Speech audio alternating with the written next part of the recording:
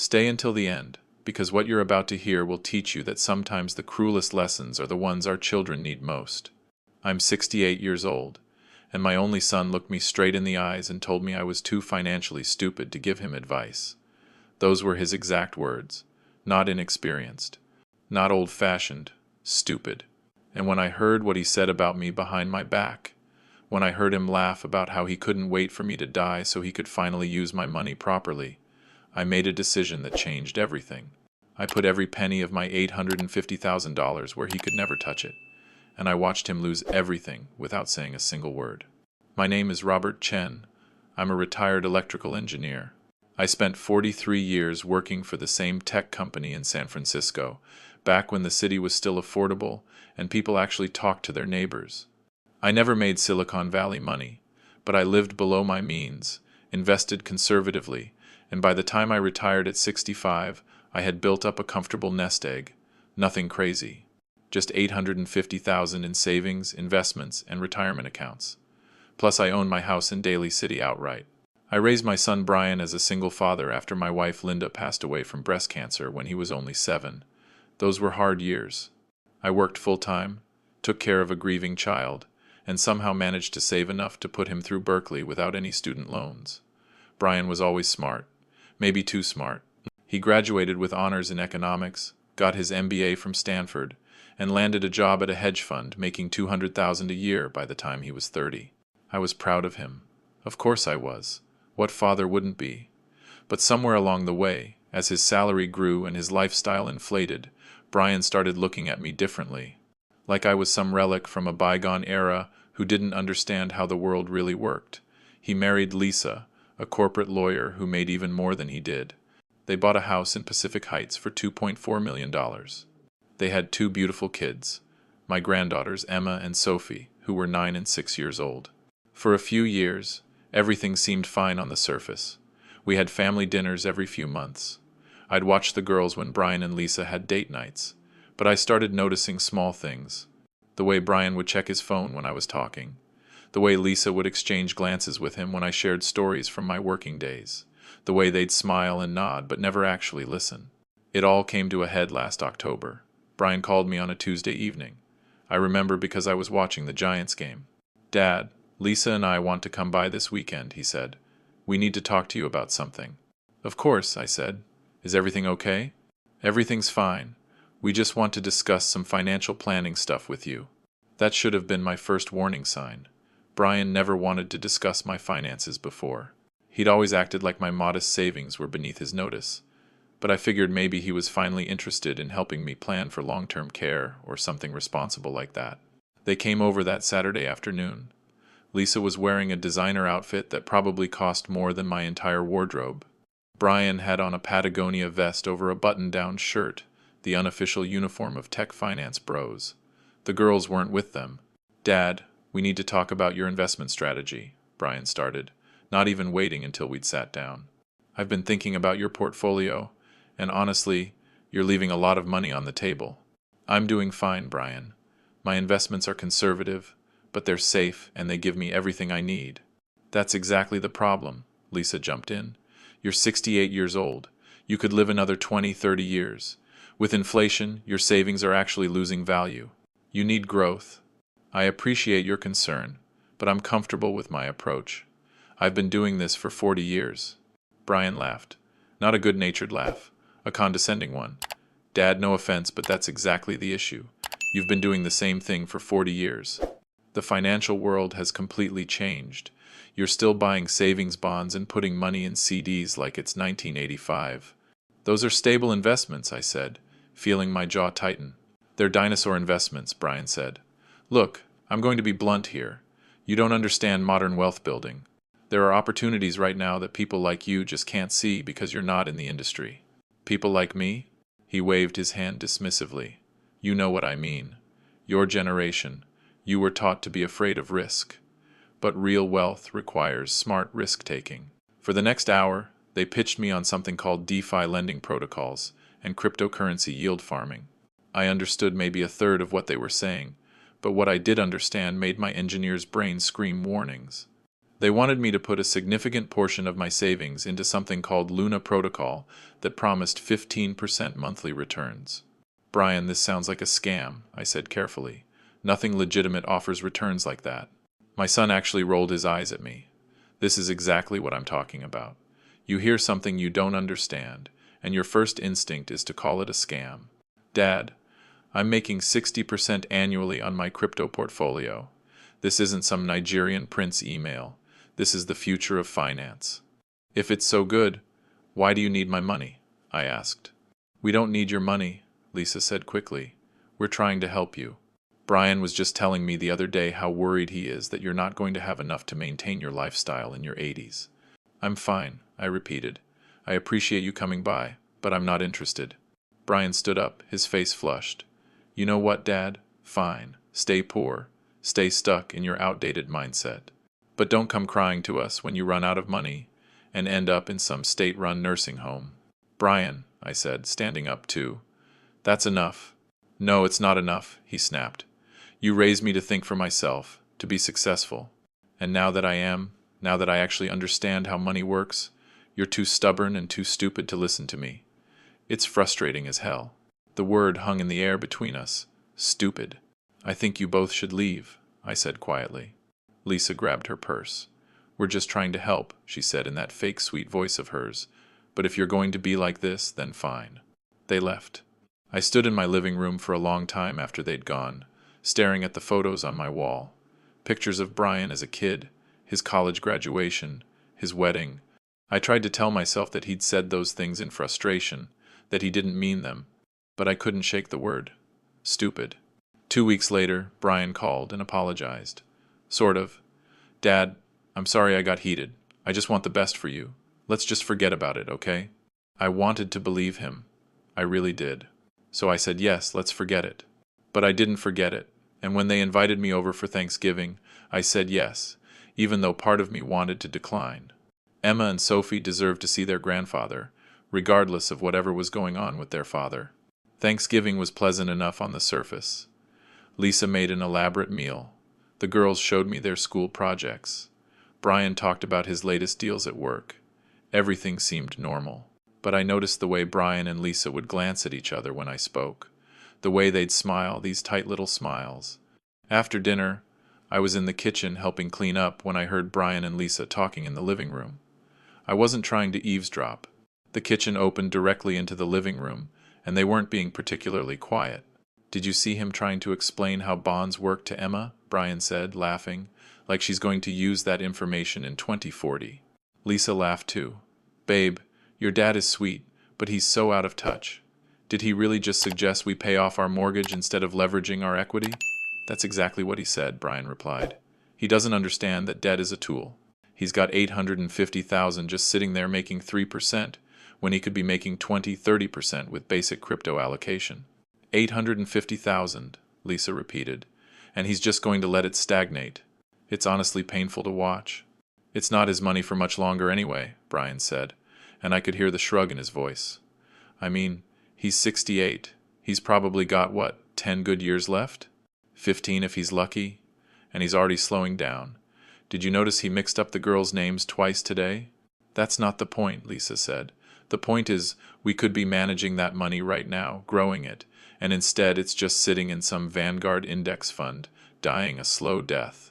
I know, Brian said, but honestly, at this point, I'm past trying to help him. He's too stupid to see good advice when it's right in front of him. I'm just waiting for nature to take its course. Another 10 years, and we'll be able to actually do something productive with that money.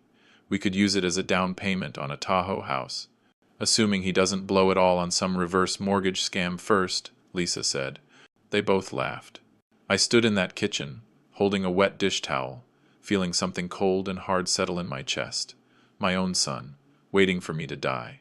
Not out of grief or love or any normal human emotion, but so he could get his hands on my money.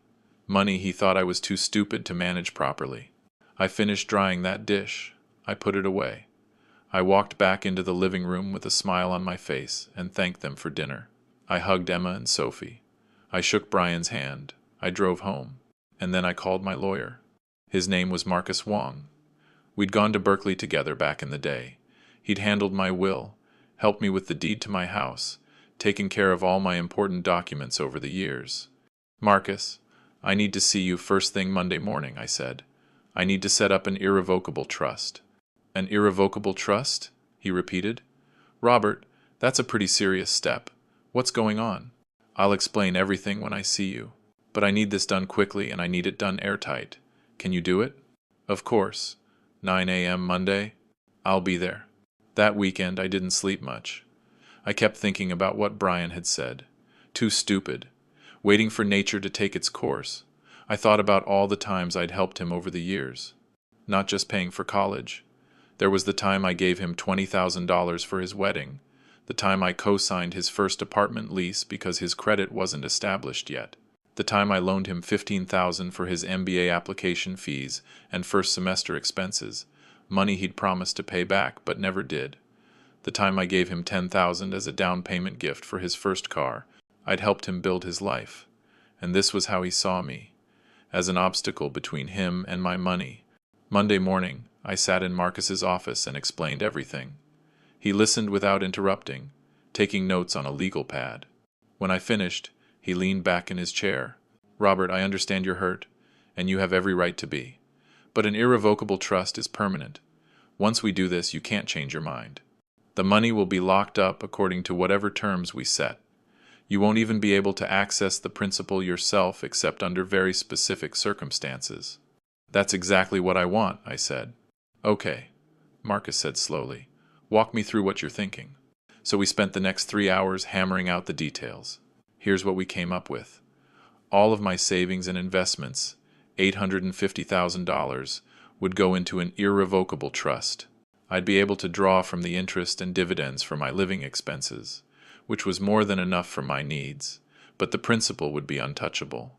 If Brian could demonstrate financial responsibility by saving $1 million of his own money within 5 years, without any help from me or anyone else, he'd be eligible to receive 10% of the trust, about $85,000. The rest would be distributed to my granddaughters when they turned 25, held in trust until then. If Brian failed to meet the conditions within 5 years, 90% of the trust would go to charity. I chose the American Cancer Society in memory of Linda. Brian would still get nothing. My granddaughters would split the remaining 10% when they turned 25. And here's the kicker. There was a conduct clause. If Brian contested the trust, spoke negatively about me in any public forum, or attempted to manipulate or pressure me to change the terms, he'd be automatically disqualified and would receive nothing. Zero. The entire trust would go to charity and my granddaughters. Are you absolutely sure about this? Marcus asked me, his pen hovering over the signature page.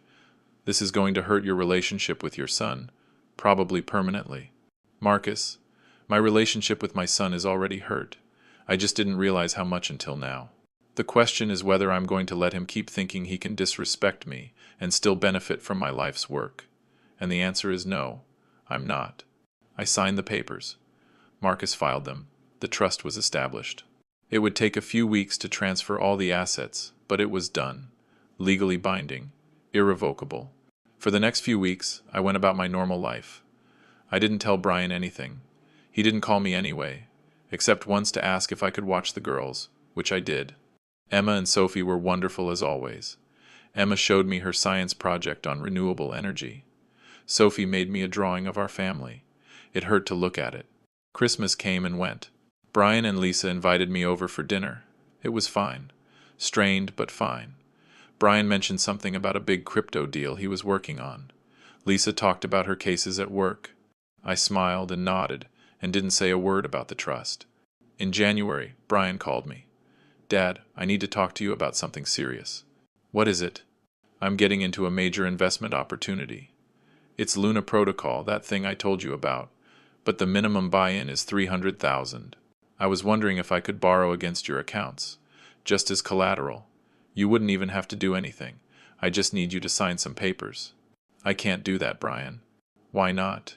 You're not using that money. It's just sitting there, and I'd pay you back with interest. Good interest. Better than whatever garbage rate you're getting now. I said I can't do that. Dad, come on. This is a sure thing. I wouldn't ask if I wasn't absolutely certain. This is the opportunity of a lifetime. I'm talking about turning 300,000 into 3 million in a year. Brian, no. His voice got hard. Fine. You know what, Dad? I should have known better than to ask. You're never going to understand. You're just going to sit on that money and let it rot because you're too afraid and too stupid to see a good opportunity. He hung up on me. I sat there looking at my phone, and I felt nothing. No anger, no hurt, just a kind of sad certainty that I'd made the right decision. 3 weeks later, I heard that Luna Protocol collapsed. It was all over the news. Cryptocurrency crash wipes out billions in investor funds. Major DeFi protocol exposed as sophisticated Ponzi scheme. I watched the news coverage with a strange mixture of horror and vindication. Brian didn't call me. I didn't call him either. In March, I got a call from Lisa. Robert, we need to talk to you. Can we come over? Is everything all right with the girls? I asked. The girls are fine. It's about Brian and me. We're having some financial difficulties. They came over that evening. Brian looked like he'd aged 5 years. His face was haggard. He couldn't meet my eyes. Lisa did all the talking. We made some bad investments. Lost a significant amount of money. We're trying to restructure our finances, but things are tight. We were hoping you might be able to help us out, just temporarily. Maybe a loan of 100,000. We'd pay you back. I can't do that, I said.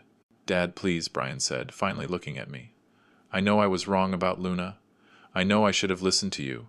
But I need help. We might lose the house. How much did you lose? I asked. He looked away. 320,000. I took a breath. Where did you get $320,000? We took out a home equity line of credit, Lisa said quickly. It seemed like a safe bet at the time. A safe bet, I repeated. You borrowed against your house to invest in something that promised returns that were literally impossible. And now you want me to bail you out. Dad, I made a mistake. I'm asking for help. Isn't that what family does? Help each other? I stood up and walked to my bookshelf. I pulled out a folder and brought it back to the coffee table. I opened it and showed them the paperwork. What's this? Brian asked, picking up the first page. That's the trust I established in December. All of my assets are now in an irrevocable trust. I can't lend you money, Brian. I don't have access to the principal anymore. I can only draw from the interest for my living expenses. Brian stared at the papers. His face went from confused to shocked to red with anger. You put your money in a trust? When? December 5th, I said. 2 weeks after Thanksgiving. 2 weeks after Thanksgiving, he repeated slowly. That was right after you came over for dinner. That's right. Why? Why would you do that? I looked at my son. I thought about explaining, about telling him I'd heard everything he'd said that night, about confronting him with his own words, but I realized that wouldn't change anything. He'd just make excuses. He'd say he didn't mean it. He'd say I misunderstood. So instead I said, because I wanted to make sure my money would be used the way I think is right, not the way anyone else thinks is right. Lisa grabbed the papers from Brian's hands and started reading through them. Her face went pale. There's a condition. He has to save $1 million on his own in 5 years, or he gets nothing? That's correct, I said. And 90% goes to cancer charity? She looked up at me with genuine shock. You're giving away almost your entire life savings? I'm ensuring it goes somewhere meaningful. And my granddaughters will be taken care of. Your granddaughters? Brian exploded. What about your son?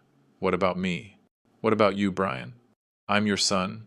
That money should be mine. Why? Because I'm family. Because you're supposed to leave your money to your children. Even if those children think you're stupid. Even if they're counting the days until you die so they can get their hands on it. The room went very quiet. Brian's face went from red to white. I never said that, he whispered. Yes, you did, I said. You said it to Lisa in your living room on Thanksgiving. You said I was too stupid to see good advice. You said you were just waiting for nature to take its course. You said you couldn't wait to do something productive with my money instead of letting me manage it. Brian collapsed into the couch. I didn't mean it like that. How did you mean it then? He put his head in his hands. I was frustrated. I was just venting. You were showing me who you really are, I said, and I'm glad I found out before it was too late. Lisa stood up. Robert, I understand you're hurt. But this is an overreaction. We can work this out. Brian made a mistake. He's sorry. We're family. Are we? I asked.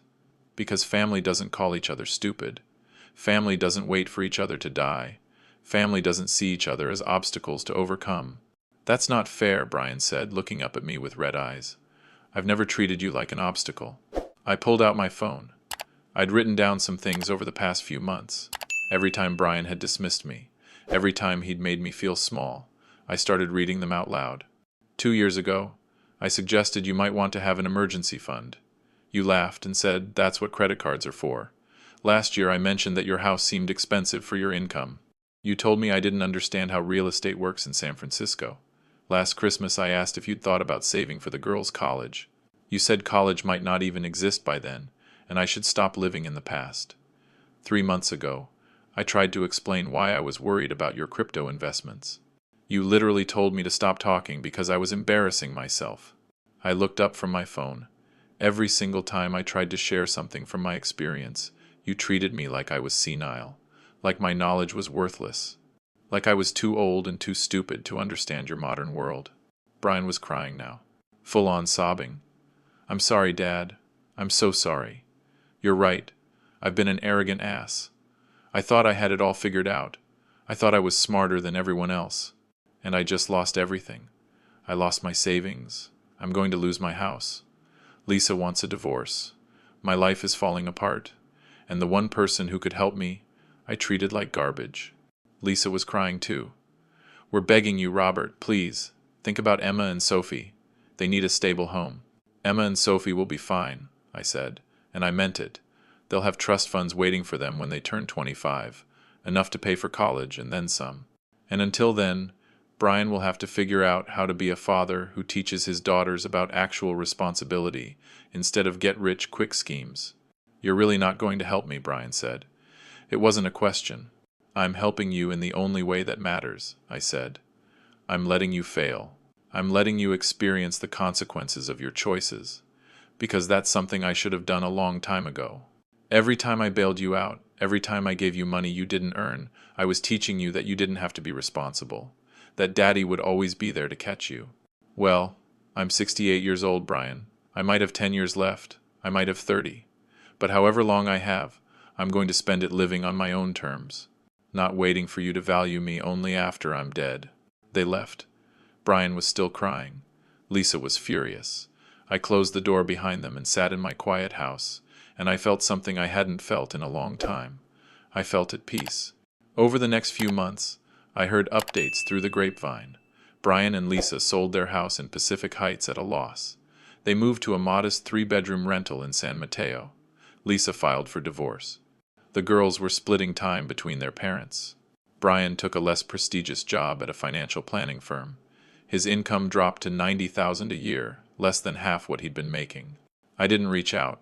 I figured he needed time and space to rebuild his life without his father hovering over him, either helping or judging. But then, in July, my phone rang at 2 in the morning. It was Lisa. Robert, you need to get to UCSF Medical Center. It's Emma. My heart stopped.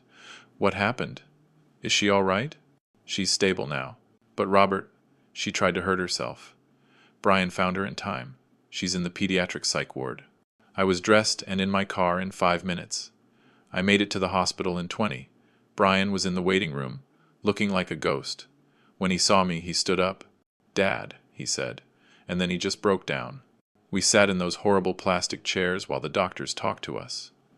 Emma had been struggling with depression for months. The divorce, the move, losing her house and her school and her friends. She'd tried to overdose on Lisa's prescription medication. Brian had found her unresponsive in her bedroom. If he'd been 5 minutes later, they said, she might not have made it. Can I see her? I asked. They let me in one at a time. Emma was in a hospital bed, looking so small and fragile. She had an IV in her arm. She was awake, staring at the ceiling. Hey, sweetheart, I said, sitting in the chair next to her bed. Hi, Grandpa, she whispered. Your dad told me what happened. I'm so sorry you've been feeling this way. She turned her face away from me. Everything's so messed up. Mom and Dad are fighting all the time. We had to leave our house. Dad lost his job.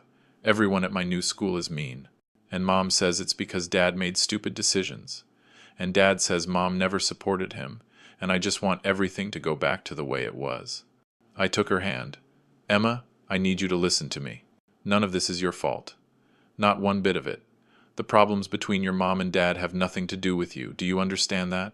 She nodded, but I could see she didn't really believe it. And I need you to know something else. Your life is valuable, not because of what house you live in or what school you go to or how much money your parents have. Your life is valuable because you're you, because you're Emma, because you have thoughts and feelings and dreams that matter. Do you hear me? She started crying. I miss you, Grandpa. I miss when we used to have dinners at your house and you'd tell us stories about when you were young. Why don't we do that anymore? That's a good question, sweetheart. And it's complicated. But I'll tell you what. No matter what happens with your mom and dad, you and Sophie can always come see me. Anytime you want. You promise. They kept Emma in the hospital for a week. Then she went to a partial hospitalization program for teens. Brian called me regularly with updates. We didn't talk about the trust. We didn't talk about money. We just talked about Emma and what she needed. One night in August, Brian showed up at my house without calling first. Can we talk? He asked. Of course, I said, stepping aside to let him in. We sat in my living room, the same living room where we'd had that awful conversation back in October. Brian looked different, thinner, tired, but also somehow more solid, more real. Dad, I've been going to therapy, he started. Court-ordered at first, because of the divorce. But I've kept going even after I didn't have to. And I've been talking about a lot of things, including you, including the way I treated you. Okay, I said, just listening. My therapist asked me why I was so angry at you all the time, why I needed you to validate my choices, why I got so defensive whenever you offered advice. And I didn't have a good answer, so we dug into it. And I realized something. He stopped, collecting his thoughts. I was angry because I felt like I had to prove something to you, like I had to show you that I was smarter than you, that I'd surpassed you, that I didn't need you anymore. And every time you offered advice, it felt like you were saying I wasn't good enough, that I hadn't actually surpassed you, that I still needed my daddy. Did you ever consider that maybe I was just trying to help? That I wasn't trying to prove anything? I know that now, Brian said. But at the time, I couldn't see it. I was so wrapped up in my own ego. And then when things started going well for me, when I was making good money, I think part of me looked at your modest lifestyle and your conservative investments, and I felt almost embarrassed. Like, here's my dad, this brilliant engineer, and he's just existing on this small scale. And I wanted to fix that. Not for you, for me. So I could feel like I'd done right by you, like I'd elevated you. By calling me stupid? He flinched. By trying to get you to listen to me, to validate my worldview. And when you wouldn't, I lashed out. I said terrible things, things I can never take back. No, you can't, I agreed. When I lost everything, when I realized I'd destroyed my marriage and traumatized my daughters and lost my career, the first thing I thought was that you'd been right, about everything, about slow and steady, about not taking crazy risks, about the value of stability. And I hated that, because it meant I'd been wrong. And I'm so used to being the smartest guy in the room that I couldn't handle being wrong. What are you used to now? I asked. Brian smiled sadly. I'm used to being the guy who messed up, the guy who has to rebuild from nothing, the guy who has to earn back his daughter's trust, and his father's. I leaned back in my chair. Brian, I don't need you to earn back my trust. I need you to become someone trustworthy. Those are two different things. I know. That's why I'm not here to ask you to change the trust. I'm not here to ask for money. I'm here to tell you that I'm going to meet your conditions. I'm going to save $1 million. Not to get your 85,000, but to prove to myself that I can do it, that I can be disciplined and patient, and all the things you tried to teach me. That's going to take time, I said. I have 5 years. He smiled. Actually, I have 4 years and 7 months now. But who's counting? We talked for another hour, about Emma's recovery, about Sophie, who was also struggling but in quieter ways, about Brian's new job and his new apartment, about Lisa and the divorce proceedings. It wasn't everything. We didn't magically solve all our problems, but it was something. It was honest. As he was leaving, he turned back to me. Dad, can I ask you something? Sure. Did you hear me that night? Thanksgiving night? When I said all those things? I looked at my son. Yes, I heard you. He nodded slowly. Good, I'm glad. Because if you hadn't, You wouldn't have protected yourself, and you should have protected yourself. From me. After he left, I sat with that for a long time. My son was glad I'd overheard him at his worst because it had forced me to set boundaries. There was something profound in that, something almost hopeful. The months passed. Emma continued therapy. She started at a new school and actually made friends. Sophie joined a soccer team. Brian kept his job and started saving. He called me every Sunday to update me on his progress. Not about money, about life, about the girls, about what he was learning. In November, almost exactly a year after that terrible Thanksgiving, Brian asked if he and the girls could come over for dinner. Just the three of them. Lisa had the girls for Thanksgiving Day, but he had them for the weekend after. I said yes. Emma and Sophie arrived at my door with shy smiles. They'd grown so much in a year. Emma was almost as tall as me now. Sophie had lost her 2 front teeth. We made dinner together. I taught the girls how to make my famous pot roast, the same one I'd made for Brian when he was little. Emma carefully chopped vegetables. Sophie set the table. Brian mostly stayed out of the way, watching us with this expression I couldn't quite read. Over dinner, Sophie suddenly said, "Grandpa, I wrote a story about you at school." "You did? What was it about?" "It was about how you're the strongest person I know." "I'm not very strong anymore, sweetheart. I'm almost 70. "Not that kind of strong," she said seriously. "Strong like you know what's right and you do it even when it's hard." I felt my throat tighten. "Thank you, Sophie. That's one of the nicest things anyone's ever said to me." After dinner, after the girls went to play in the other room, Brian and I did the dishes. We worked in silence for a while, the only sound the running water and the clink of plates. "Dad," Brian finally said, "I need to tell you something." "What is it?" "I got a job offer. A good one. Head of financial planning at a mid-sized firm. It's $150,000 a year. More than I'm making now, but still less than I used to make." "That's wonderful, Brian. Congratulations." "There's a catch. It's in Denver."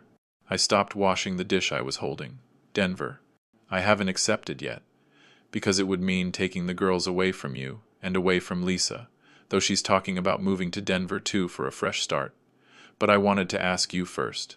Would you be okay with it?" I thought about it. Really thought about it. Not about what I wanted, but about what was best for Brian and the girls. "Brian, you're rebuilding your life. If this job is right for you, if it's going to help you create stability for Emma and Sophie, then you should take it. I'll miss seeing them, but we can video chat, and I can visit. You'd be okay with that?" "I'll be sad, but I'll be okay, because this isn't about me. It's about you making good decisions for your family." He nodded, and I saw his eyes were wet. "You know what my therapist said? She said the greatest gift my father ever gave me was refusing to save me. That if you'd bailed me out, I'd have learned nothing. I'd probably be back in the same situation in a few years. But because you let me fail, because you made me face real consequences, I actually had to change. I had to grow up." I put down the dish and looked at my son. "Brian, I didn't cut you off to punish you. I cut you off to save you. From yourself. From becoming someone who valued money more than people. From becoming someone who thought being smart meant never being wrong. I know that now," he said, "and I'm grateful. Even though it hurt, even though I lost almost everything, I'm grateful." Before they left that night, Emma hugged me tight. "I love you, Grandpa. Even if we move to Denver, I love you." "I love you too, sweetheart. So much." After they'd gone, I sat in my empty house.